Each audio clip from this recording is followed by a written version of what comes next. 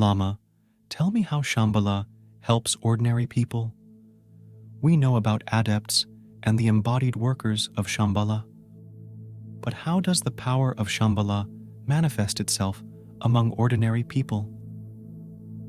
Shambhala helps those who in their past incarnations followed the teachings of justice and were useful to the common cause in their own ways.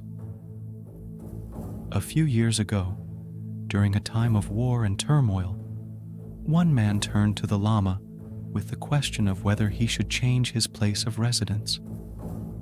The Lama replied that he could stay in his present place for 6 months, but then he would be in great danger and would have to flee immediately.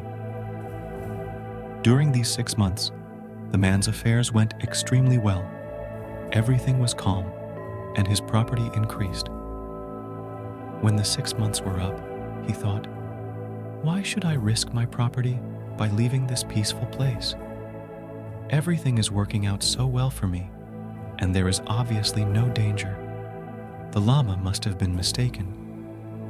And the predicted danger suddenly arose.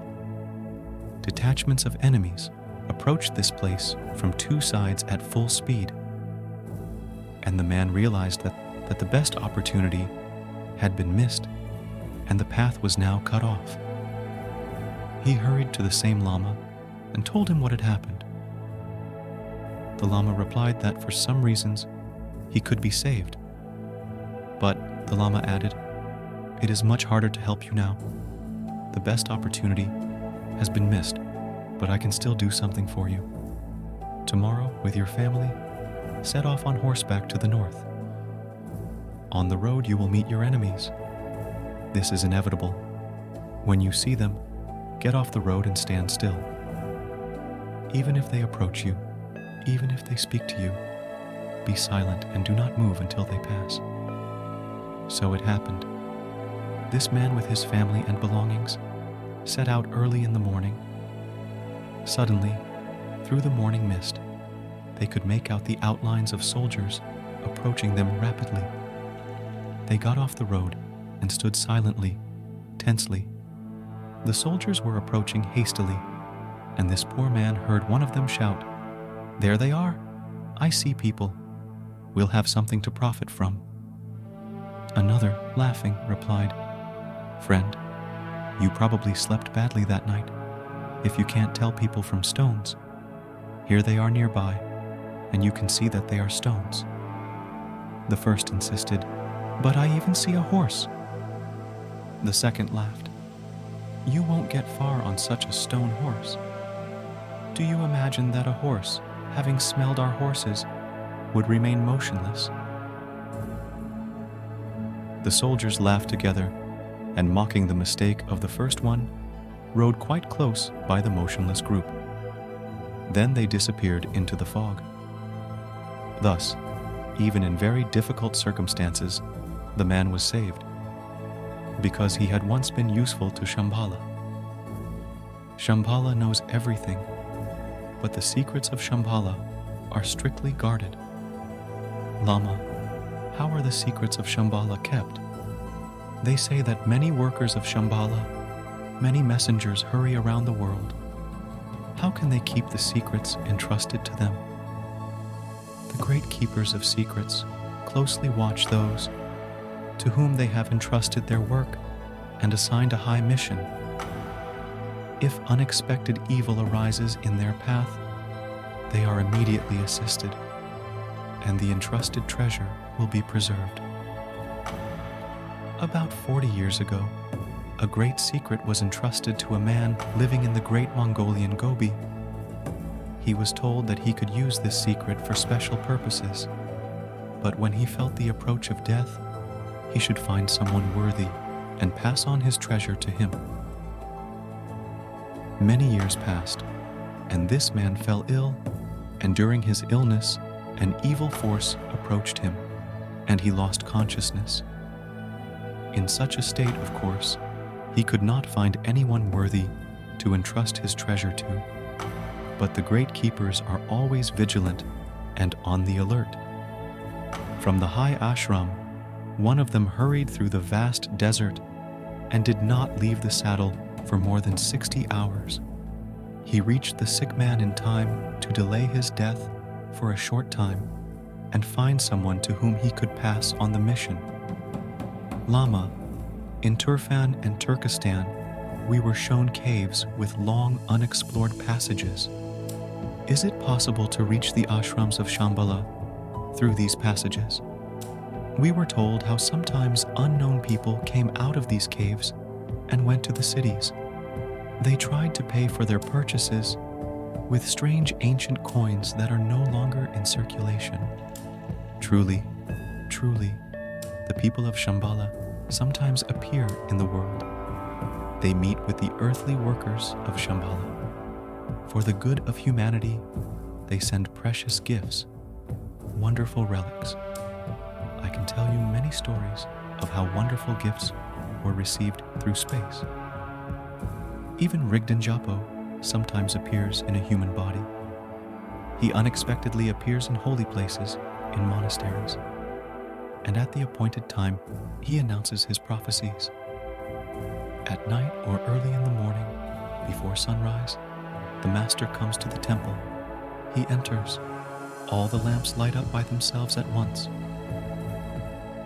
Some of those present immediately recognize the great wanderer. The lamas gather in deep reverence.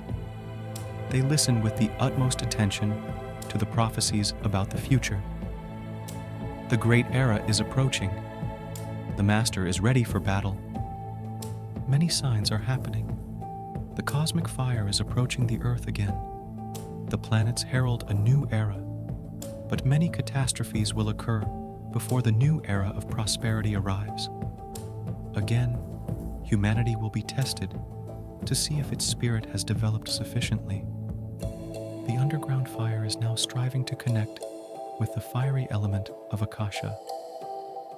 If all good forces do not unite their power, the greatest cataclysms are inevitable.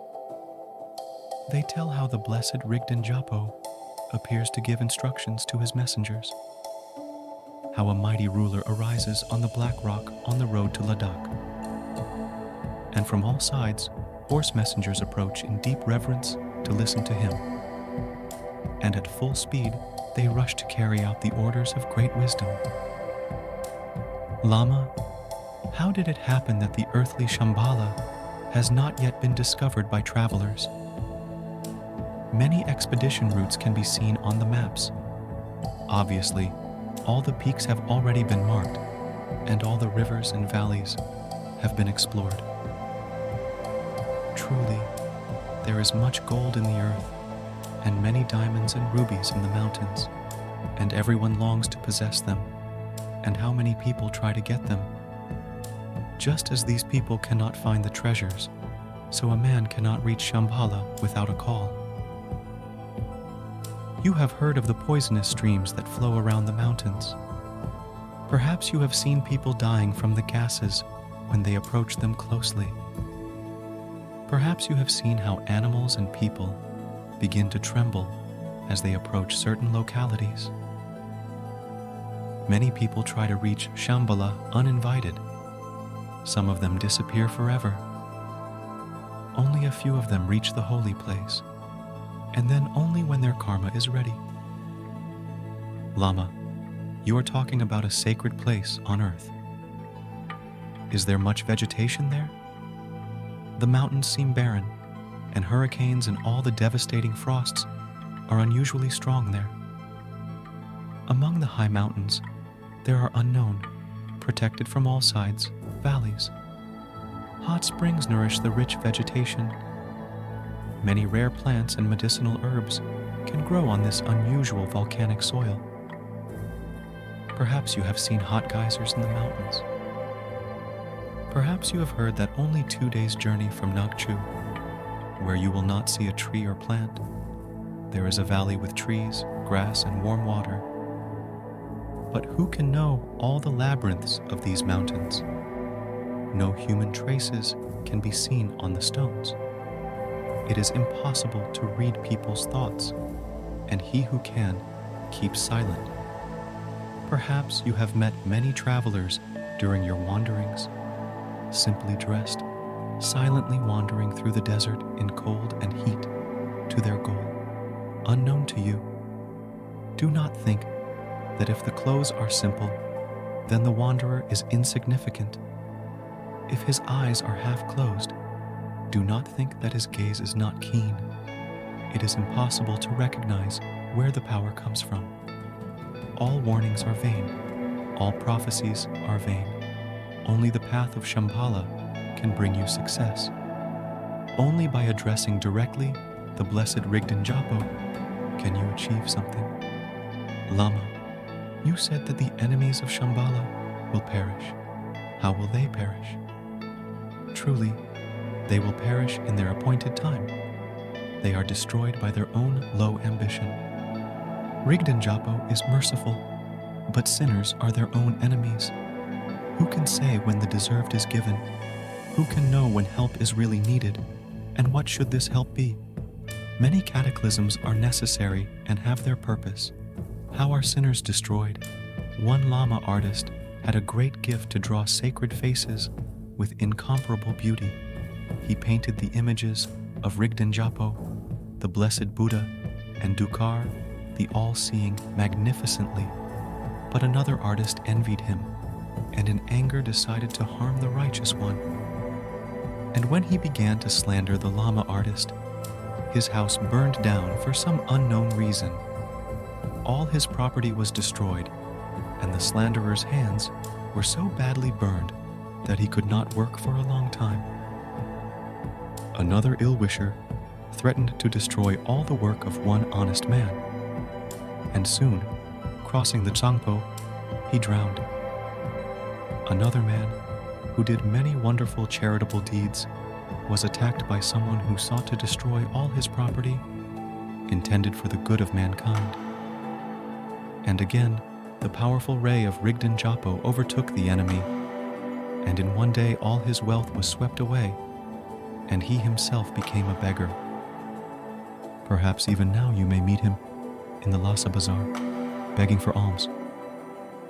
In every city, you can hear how those unworthy creatures who direct their malice towards the worthy are punished. Only by the path of Shambhala can you go safely. Any deviation from this path of glory will lead you to the greatest dangers. Everything on earth can be found and measured. Neither faith nor blind worship was commanded by the Blessed One, but the knowledge of experience.